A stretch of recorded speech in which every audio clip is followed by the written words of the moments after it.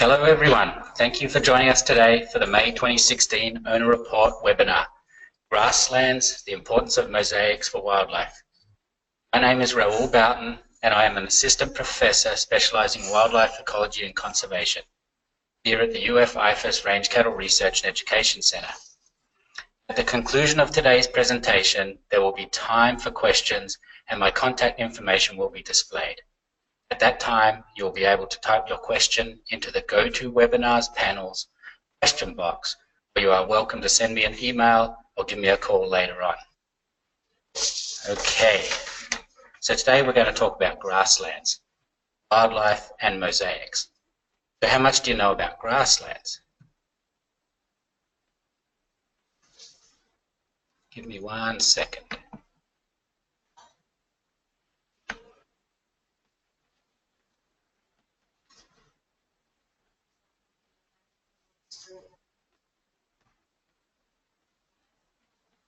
Okay, we can now move.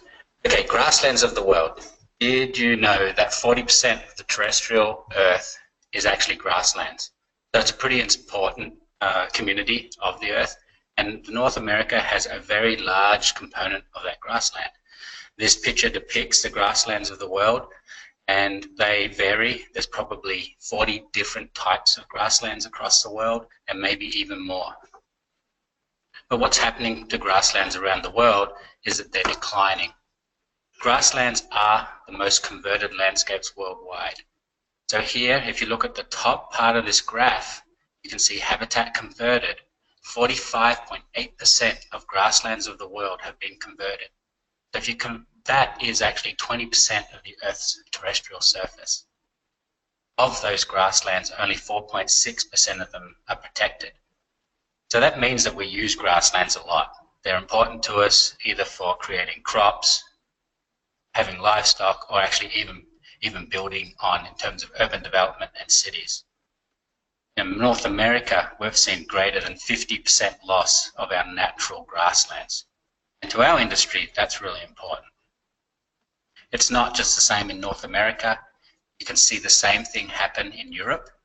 And if you look at the large bottom green wedge of this pie, this is conversion from pasture, not necessarily grasslands, but this was pastoral grasslands, and they've been converted to arable and permanent crops.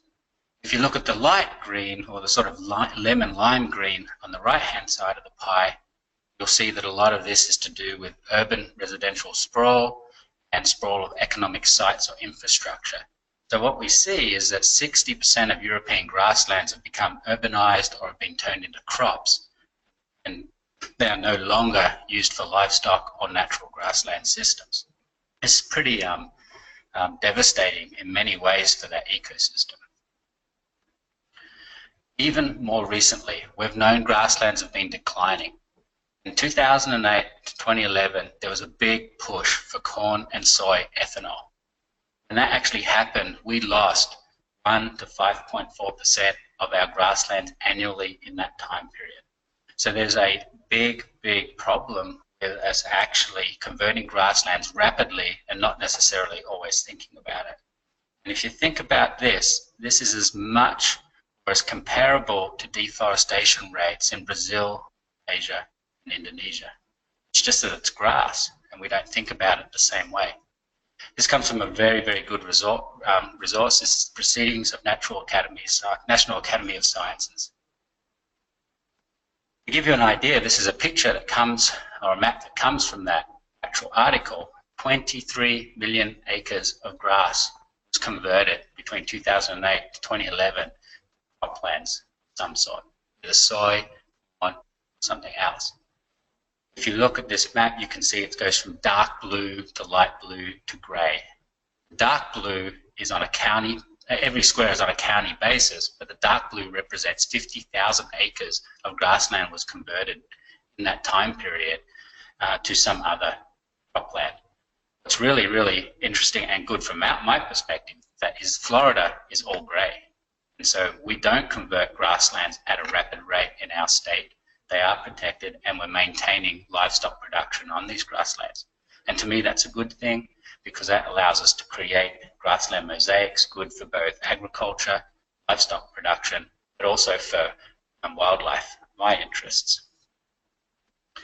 So Florida grassland communities are pretty expansive, not often known to either the conservation groups in the whole of the US or even sometimes the cattle industry, or people don't think about this area being highly grasslands.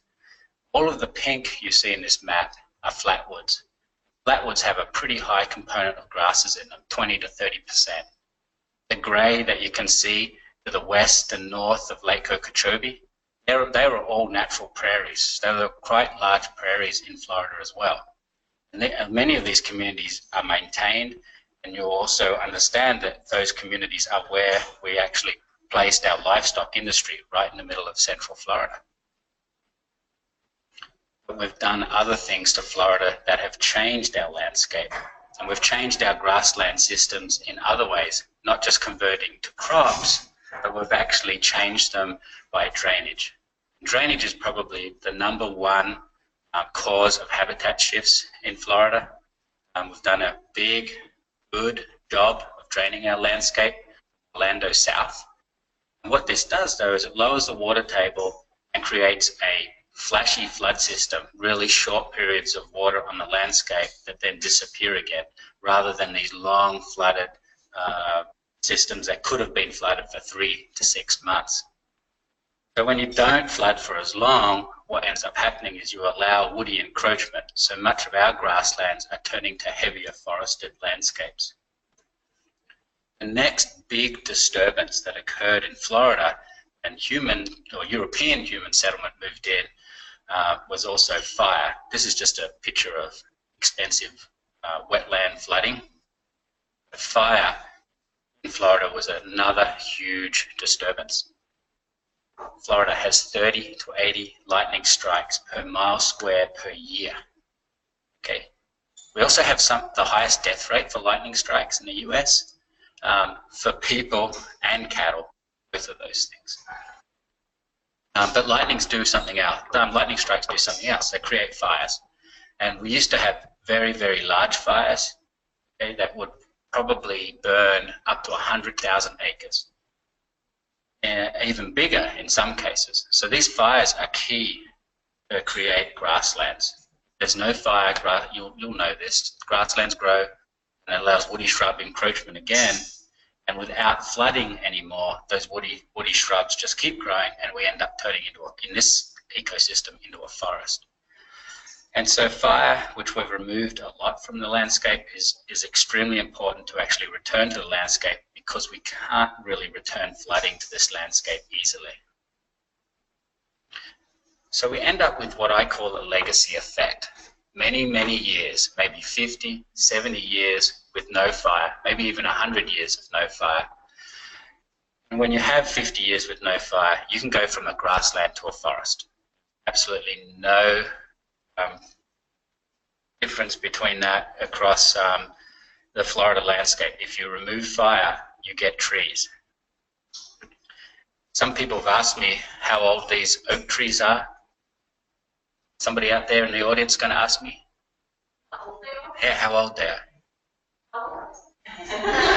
A lot of people say, these oak trees are 100 years old. They're beautiful. They've got all of this amazing Spanish moss and orchids growing on them.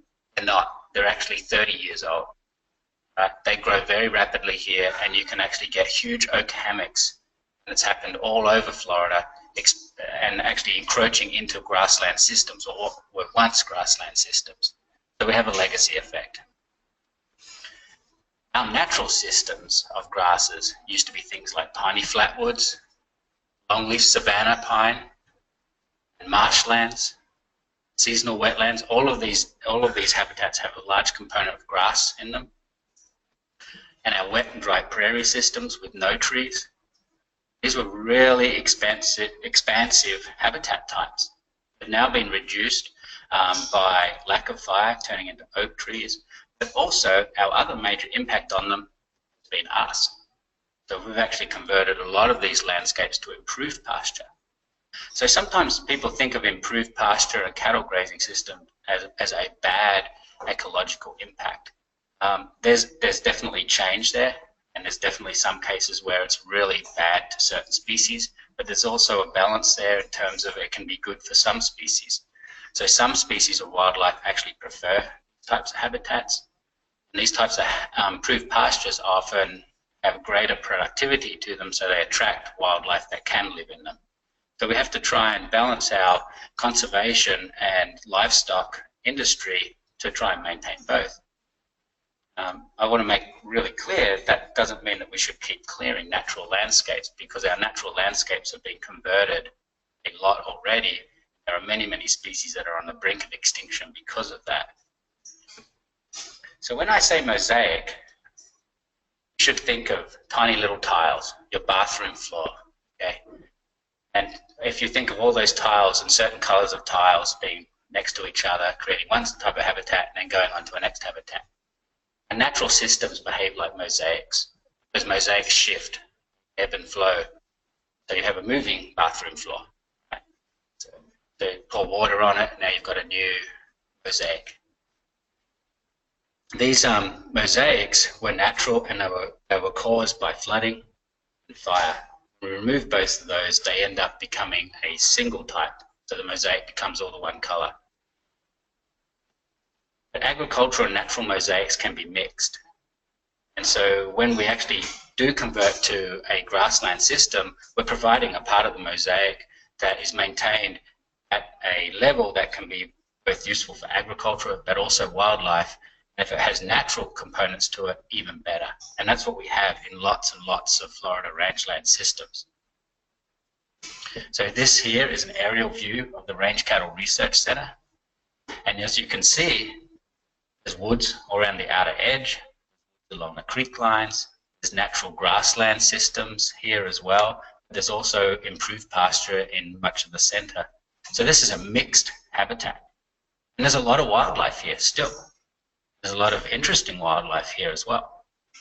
So what are some of those wildlife species that we would probably see? I'm going to ask the audience here because they can answer. What's this bird species that is common on the Range Cattle Research Center? What was that? It's a bird, yes, we know it's a bird. A bluebird, no, it's not a bluebird. So this particular species prefers natural grasslands, okay? This is a Buckman sparrow, okay? This is a Buckman sparrow. It likes areas of natural grassland that have been burnt 1 to 3 years since fire. So it needs fire. If we remove fire from even our natural grasslands, this species dies out. So the fires that have been continually run and been pretty consistent here over time have maintained the habitat for this particular species. Here's another one. And this is a species on the brink of extinction, or subspecies. This is the Florida grasshopper sparrow. There's only 3 known populations left in Florida, of which one of them there's probably 3 individuals in it, so we probably wouldn't call it a population anymore. And so this is really, really contracted, and it's been impacted a lot. There is now a captive breeding program to try and save this species because it's declined so much. This one is also a species that requires very, very short windows after fire. So it likes to breed in a year, 2 years after fire, and then it'll leave those sites. You all know this species. This is a favorite game species of the South, bobwhite quail.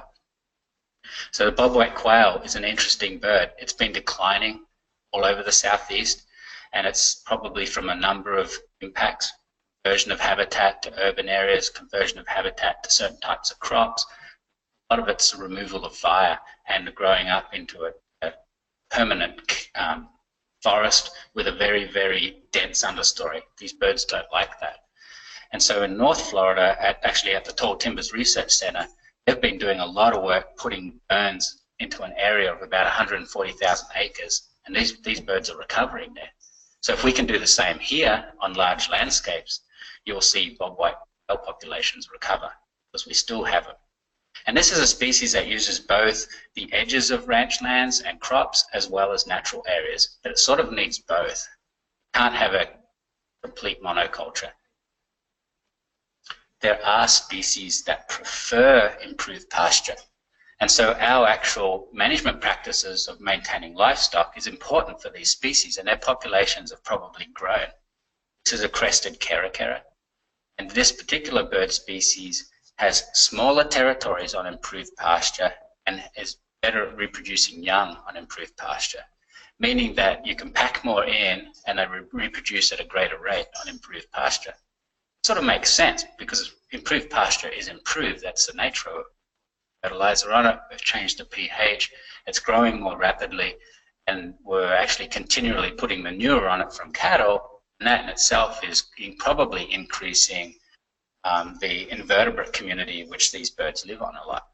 They also scavenge carcasses and those sorts of things on ranches too. Is another species that's been declining in many, many places because of lack of fire. It loves open, very open areas. This is the eastern meadowlark. And here, if you want to see an eastern meadowlark, you go to a ranch. They're all over ranches. In other places, in many, many of the natural areas of Florida, it's actually hard to find this species. So this is a pretty interesting way to look at a ranch landscape compared to a natural landscape. And we almost need both here if we want to maintain the diversity of species that we have currently.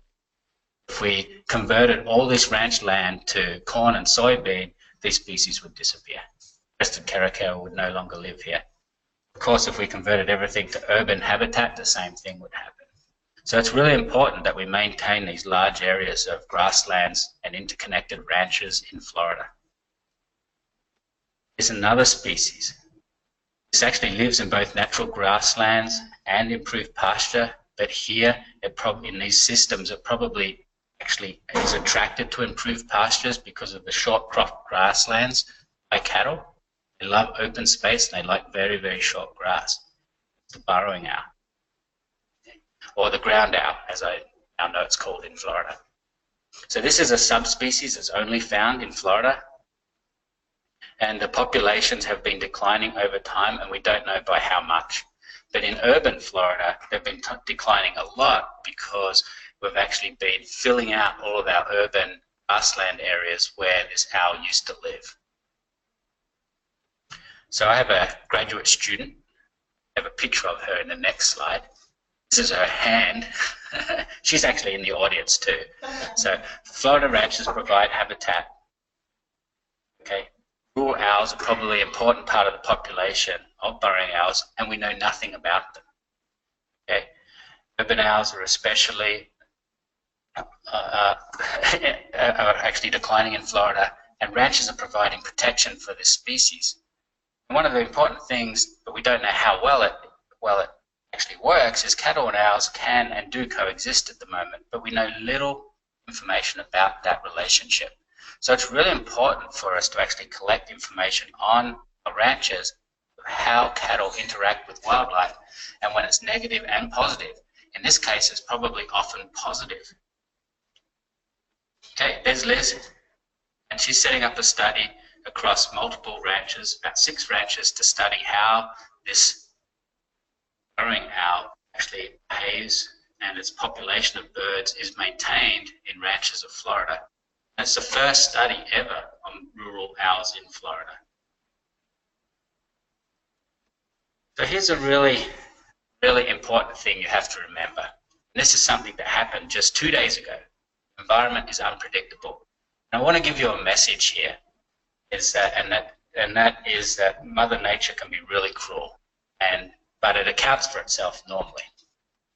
So on 17th and 18th of May, we had really heavy rains through central Florida, and we had one owl population where we had 14 of the 16 burrows that were flooded. And so that caused much of the juvenile population not to survive. And I'm going to show you a couple of pictures, none of the bad ones, but a couple of pictures. But what it does is this highlights the importance of never putting all your eggs in one basket. In this case, one population. If we'd left all of the burrowing owls in one population and some catastrophic event like this happened, it would be bad for the species. So having all of these disparate sort of populations across Florida is actually really important because they don't all get impacted the same way at the same time. So you can then get recruitment from one population back into the other. And that's how natural populations work. They ebb and flow. Some of them may go extinct for a while, but usually there's places where that population can actually come back in or immigrate back in and recruit back. They're not always there. So this is what happens when it really floods out.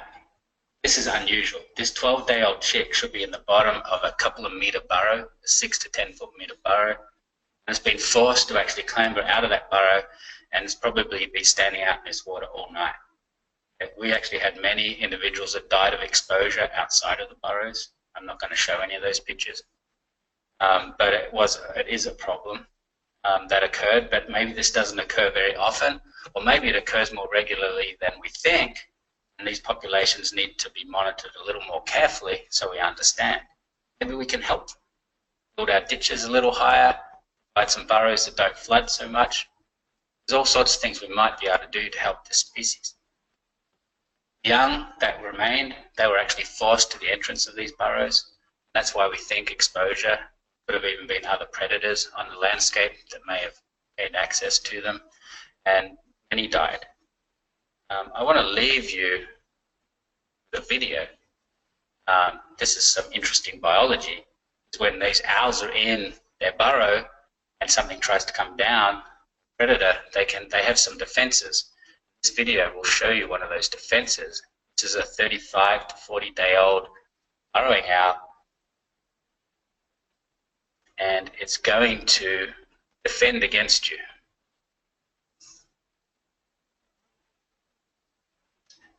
By the way, if you can't hear this, we're going to put this video up on the website for you to download if you'd like to.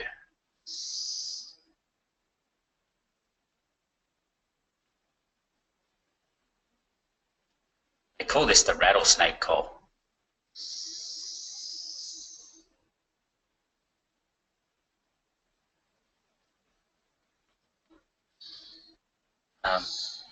You can still hear the owl after it went out of the image. It couldn't even fly, really. About 3 or 4 flaps, and it had to go back to the ground. So that's how young these birds were. And that was probably one of the oldest that could actually get out of the burrows, walk around and flap a little bit and survive that flooding. So this is a sort of unusual occurrence that we just happened to be there, but it's one of the good things about having a wildlife biologist on ranches so we can learn about these things. That's the end, but I want you to go home and I want you to light a fire, right? Because I know it's really, really hard to actually dam your ranch, and you don't really want to put water across the ranch, although right now there's a fair bit of water out there. So if you can light a fire, that'd be really good. Make sure that you do it in a controlled way, and the more you burn, the better off your wildlife habitats will be. I'd like to also thank the USDA, Florida Fish and Wildlife Commission, and the MacArthur Agroecology Research Center for all the support they give me over many, many years. Thank you for attending today's webinar. This webinar we're going to make available on the IFAS Range Cattle site. If you have any questions, I can answer them for you now. You're welcome to reach me later using the contact information displayed. That's rboughton@ufl.edu. Be sure to watch our upcoming June Ona Report webinar. This will be a special presentation with each of the center's faculty sharing research highlights for this past year. It will be held on June 2nd at noon. So please send me any questions if you have them. Thank you.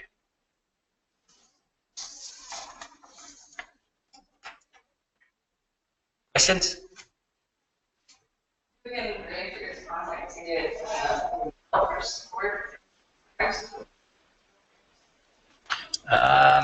You should be able to get help from the Department of Forestry at many locations for actually helping you if you have landscape burns, large landscapes to burn that you're wary of lighting yourself.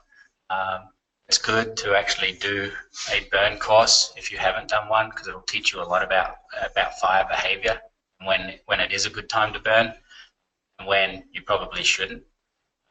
Most ranchers are probably aware that they need to also call in to actually get a permit to burn and to make sure that it is a relatively safe day. Other people that will potentially help, depending on where your property is the Florida Wildlife Commission. They also have private lands help.